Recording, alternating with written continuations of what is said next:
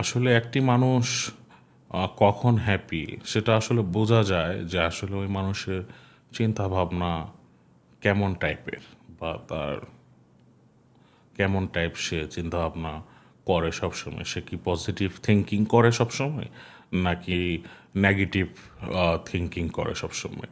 আসলে আমাদের যদি আমরা আমাদের পবিত্র ধর্মগ্রন্থ কোরআন থেকে আসলে যদি চিন্তা করি, তাহলে ওখানে কিন্তু আল্লাহ তাআলা বলছেনই যে সুখ জিনিসটা কেবল আমার কাছে আছে, সেটা আমার কাছ থেকেই পাবে, আর বাকি যে জিনিসগুলো সেগুলো আমি এ দুনিয়াতে দিয়েছি।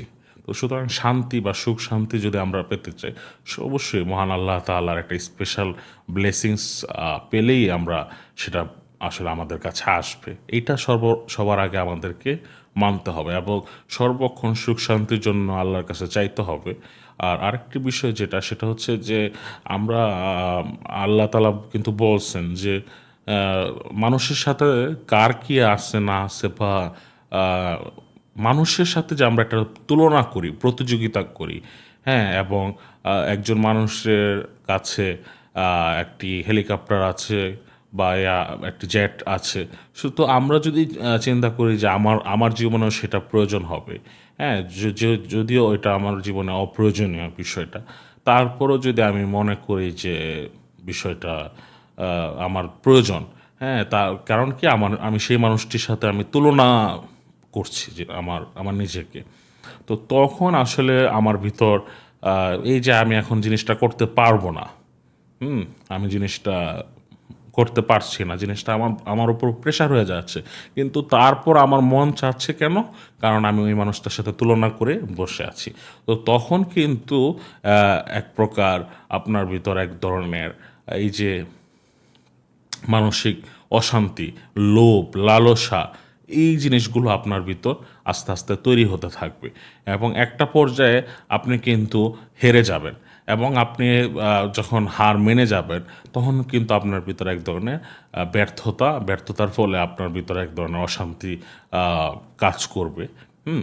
তো এর ফলে আপনি দেখবেন যে জিনিসটা সব কিছুতে, সুতরাং নিজেকে নিয়ে সবচেয়ে ভালোভাবে যদি আপনি স্যাটিসফাই থাকতে পারেন, যদি আপনি খুশি থাকতে পারেন নিজের যা আছে তা নিয়ে, নিজের সবটুকু নিয়ে যদি আপনি হ্যাপি থাকতে পারেন, তবে এটাতেই আপনি দেখবেন যে প্রকৃত যে হ্যাপিনেস মানুষের ভিতর, সেটা চলে আসে অটোমেটিকলি, এটা চলে আসে। কিন্তু তুলনা করা বা প্রতিযোগিতা করা, এই জিনিসগুলো মানুষের ভিতর ধীরে ধীরে এক প্রকার অনীহা তৈরি করে, বা এক প্রকার লোভ জিনিসটা যেটা সেটা তৈরি করে।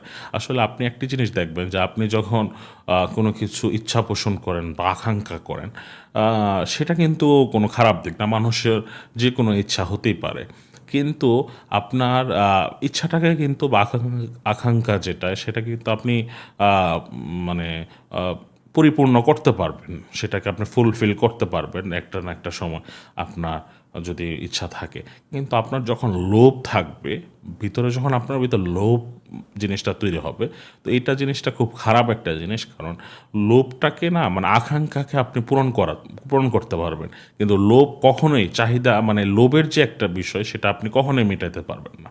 কারণ এটা আপনার তৈরি হয়েছে জিনিসটা একটা লালসা, লোভ, এবং মানে জিনিসটা একটা নেগেটিভ, খারাপ একটা নেতিবাচক দিক। সুতরাং এই জিনিসটা আপনার ভিতর এক ধরনের মানসিক অশান্তি তৈরি করে, হ্যাঁ, যার ফলে আপনার ভিতর মানে হ্যাপিনেসটা আসলে এভাবে কাজ করবে না।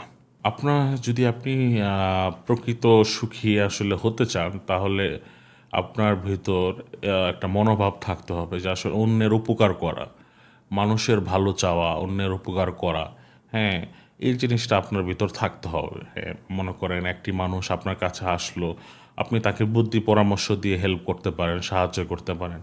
কেউ যদি আপনার কাছে আর্থিক সহায়তা চায়, আপনার যদি সামর্থ্য থাকে, তাকে আর্থিক সহায়তা করতে পারেন।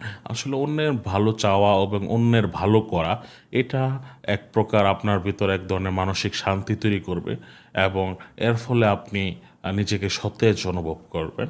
এবং আপনি যদি নিজেকে চ্যারিটি যে বিষয়গুলো আছে, এই বিষয়গুলোতে যদি আপনি নিজেকে ইনভলভ করতে পারেন, সামাজিক বিভিন্ন কাজ আছে, সেই সামাজিক কাজগুলোতে যদি নিজেকে ইনভলভ করতে পারেন, ধর্মীয় বিভিন্ন দিক আছে আমাদের ইসলাম ধর্মে, অনেক অনেক সুন্দর সুন্দর বিষয় আছে, সেগুলো যদি আপনি একটু ফলো করতে পারেন, আপনি যদি অন্য ধর্মের অনুসারী হন সেখানেও ভালো ভালো জিনিস আছে, সেগুলো আপনি ফলো করতে পারেন। এবং পরিশেষে আসলে আমাদেরকে যে বিষয়টা খেয়াল রাখতে হবে সেটা হচ্ছে যে আসলে মানে দুনিয়াতে আমরা এই জীবনে বা এই দুনিয়াতে আমরা এসেছি আসলে ক্ষণিকের জন্য। সব কিছুই আমাদের জীবনে কিন্তু temporary, everything, each and everything আমাদের জীবনে টেম্পোরারি।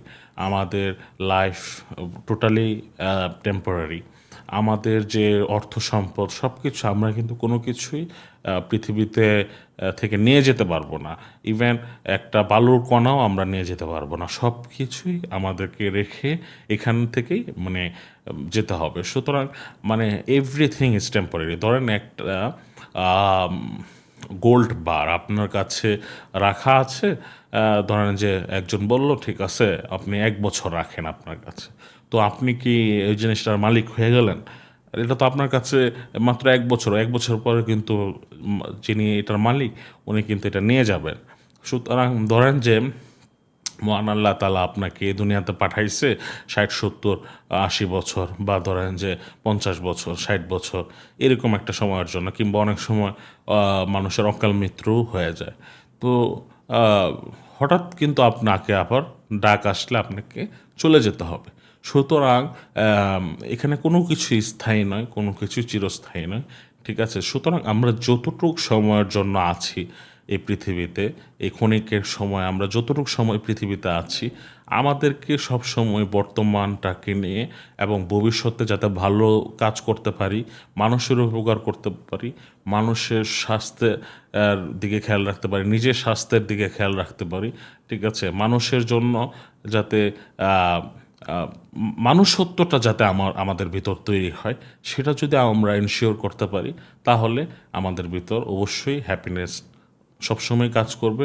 এবং সর্বক্ষেত্রে সর্বসময় আমাদেরকে এটা খেয়াল রাখতে হবে যে মহান আল্লাহ আমাদেরকে দেখতেছেন, আমাদেরকে শুনতেছেন, এবং তিনি সব কিছু জানেন, এবং তিনিই সব কিছুর স্রষ্টা, এবং তিনি আমরা তার উপরেই আমরা নির্ভরশীল। এবং আমরা সর্বক্ষেত্রে যদি মহান আল্লাহ তাআলার উপর ভরসা করি, এবং আমরা যদি বলি যে আল্লাহ, মহান আল্লাহ সব কিছুতে আমাদের অনুগ্রহ করবেন, এবং সেই আশাটাই যদি আমরা করি, তাহলে আমরা প্রকৃত সুখী লাইফে হতে পারবো, এবং এভাবে আমরা সুখ পাবো। কারণ আপনি দেখেন পবিত্র কোরআনে কিন্তু মহান আল্লাহ নিজেই বলছেন যে এই দুনিয়াটা তোমাদের জীবনে খেলতামাশা ছাড়া আর কিছুই নয়। সবার আগে আমাদেরকে এটাই বুঝতে হবে যে আখিরাতে আসুন, এই দুনিয়ার জীবন ক্ষণস্থায়ী। সুতরাং আমাদের মৃত্যুর পর একটি জীবন আছে, সেটা হচ্ছে আখেরাত, পরকালের জীবন। সুতরাং সেদিকে যদি আমরা খেয়াল রাখি, তাহলে এই দুনিয়ার জীবনে আমরা অবশ্যই ভালো কাজ করব, এবং সর্বক্ষেত্রে যদি এটা স্মরণ রাখি, তাহলেই একমাত্র দুনিয়াতে ভালো কাজ করা সম্ভব এবং প্রকৃত সুখী হওয়া সম্ভব। এটা প্রকৃত সুখী হওয়া কোনোভাবেই এটি কঠিন বিষয় না।